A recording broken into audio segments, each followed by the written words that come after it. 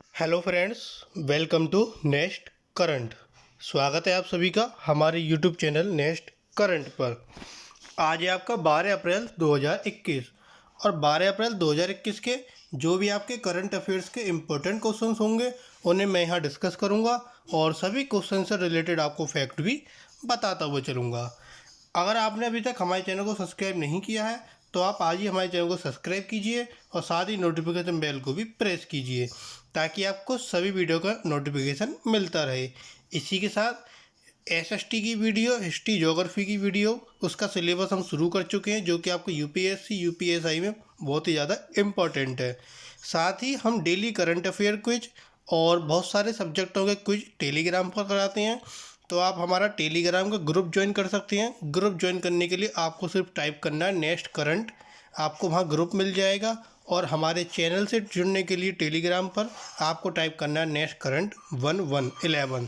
वहाँ से आप हमारे चैनल से जुड़ सकते हैं और ग्रुप के लिए आपको 11 टाइप नहीं करना है। आपको वहाँ पर डेली क्विज मिलती रहेगी तो आप उन्हें भी देख सकते हैं। चलिए शुरू करते हैं आज का अपना फर्स्ट क्वेश्चन। पहला क्वेश्चन है, हाल ही में भारत ने किस देश के साथ व्यक्तिगत द्विपक्षीय एयर बबल व्यवस्था स्थापित की है? तो भारत ने यह एयर बबल जो व्यवस्था है यह किस देश के साथ स्थापित की? यह कि आपके श्रीलंका के साथ, ऑप्शन सी। भारत ने दोनों देशों के बीच विशेष अंतर्राष्ट्रीय यात्री उड़ानों के संचालन के लिए श्रीलंका के साथ व्यक्तिगत द्विपक्षीय एयर बबल व्यवस्था स्थापित की। एक एयर बबल एक द्विपक्षीय व्यवस्था है जिसमें नियमों और प्रतिबंधों का एक सेट है जिसमें दोनों देशों के वाहक अंतर्राष्ट्रीय उड़ानों का संचालन कर सकते हैं। यह सार्क क्षेत्र में इस तरह की छठी व्यवस्था है।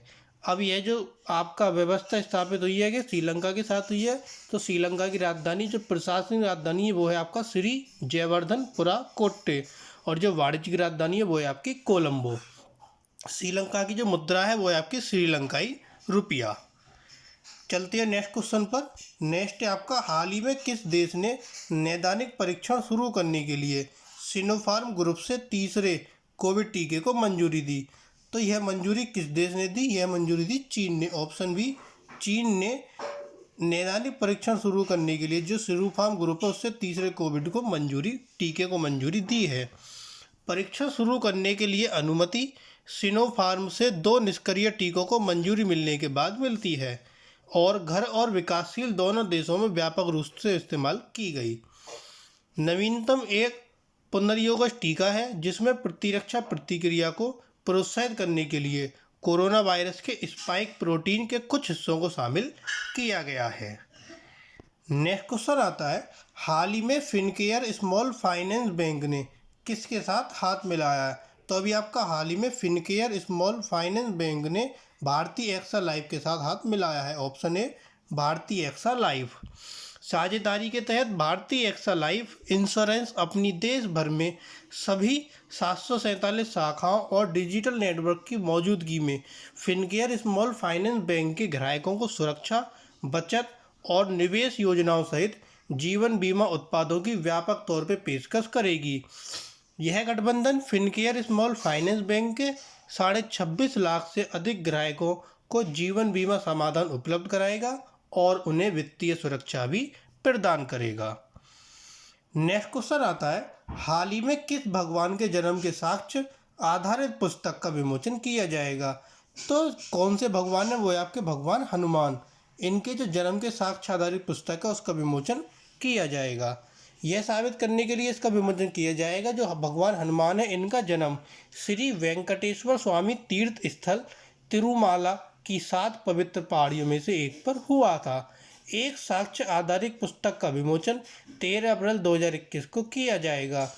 पुस्तक में खगोलीय, पुरालेखीय, वैज्ञानिक और पौराणिक प्रमाण हैं जो यह साबित करेंगे कि भगवान हनुमान का जन्म तिरुमाला पहाड़ियों पर हुआ था और इस पुस्तक का जो अनावरण है वो तिरुमाला तिरुपति देवस्थानम द्वारा किया जाएगा। अगला क्वेश्चन आता है, हाल ही में किसने boutique corporate law firm consortia legal शुरू की है?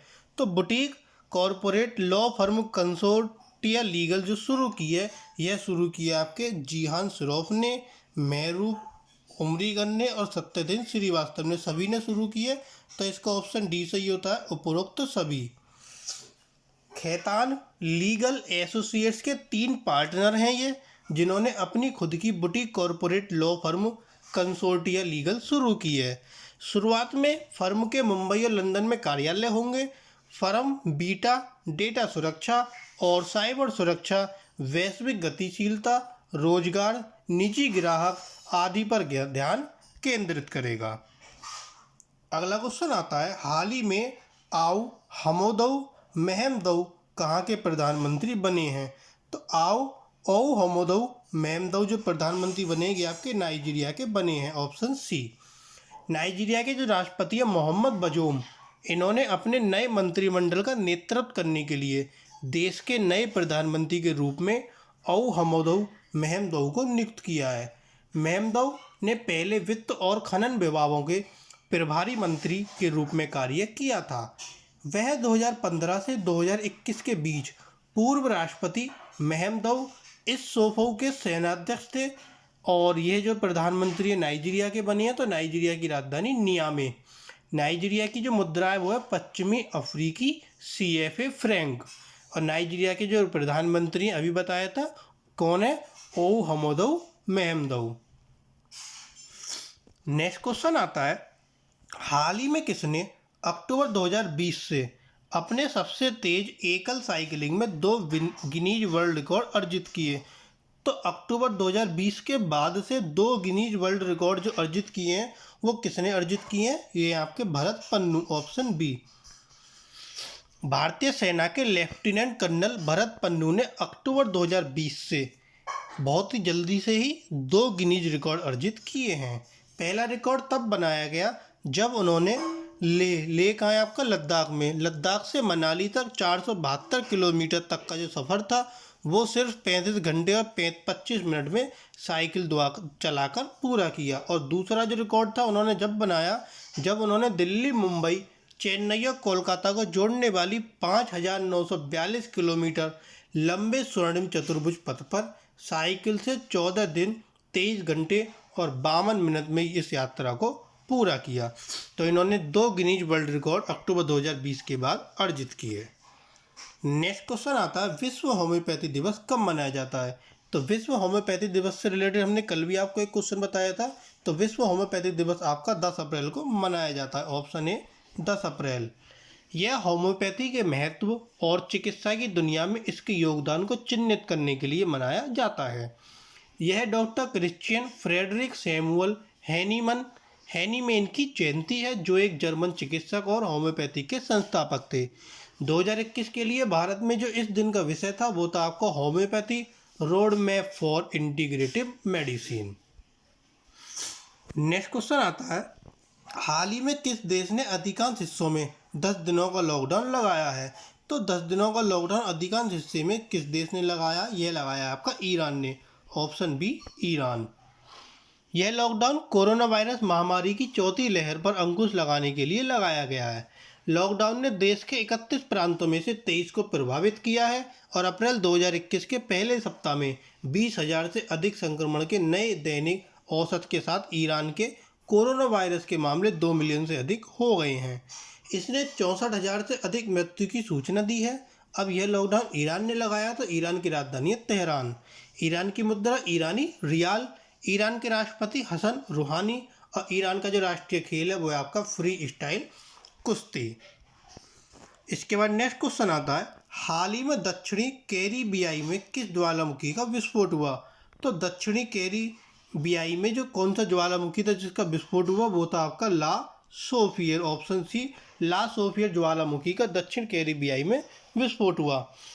9 अप्रैल को धूसर धुएं का एक ज्वालामुखी विस्फोट हुआ जो दशकों से निष्क्रिय था। सेंट विसेंट और ग्रेनाडाइंस के मुख्य द्वीप सेंट विसेंट के उत्तरी सिरे पर ला सोफियर के रूप में ज्ञात ज्वालामुखी ने दिसंबर 2020 के अंत में नवीनीकृत गतिविधि के संकेत दिखाने शुरू कर दिए थे और ज्वालामुखी के जो आसपास के क्षेत्र थे वहाँ से करीब 20,000 लोगों को निकाला गया था। अगला क्वेश्चन आता है, हाल ही में किसने खेलो इंडिया सेंटर ऑफ एक्सीलेंस का उद्घाटन किया? तो तो खेलो इंडिया सेंटर ऑफ एक्सीलेंस का उद्घाटन किया किरेन रिजिजू ने। Option D Kiren Rijiju. ये आपके केंद्रीय खेल और युवा मामलों के मंत्री हैं, जिन्होंने 10 अप्रैल को श्रीनगर में जम्मू और Kashmir sports council water sports academy में रोइंग विषय के लिए खेलो इंडिया सेंटर ऑफ एक्सीलेंस का उद्घाटन किया। वर्तमान में यह रोइंग के खेल विषय पर ध्यान केंद्रित करेगा। इसमें पहली बार 145.16 लाख रुपए का अनुदान और 96.17 लाख रुपए का वार्षिक आवर्ती अनुदान प्रदान किया जाएगा। इसके बाद नेक्स्ट क्वेश्चन आता है, हाल ही में किस उच्च न्यायालय ने लिव इन रिलेशनशिप में पैदा हुए बच्चे को विवाहित दंपत्ति के रूप में जन्म दिया माना जाएगा?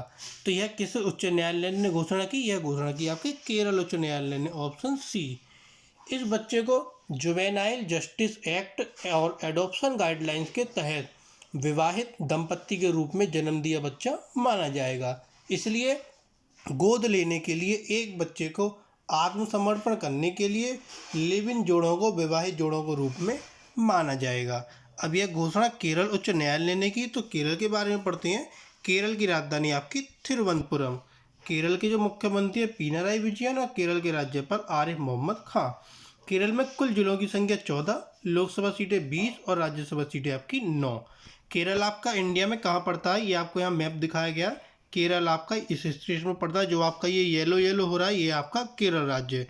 और इसके साथ यहाँ पे आपको मुख्यमंत्री की फ़ोटो दी गई है। ये हैं आपके पिनाराई विजयन और ये हैं आपके आरिफ मोहम्मद खान।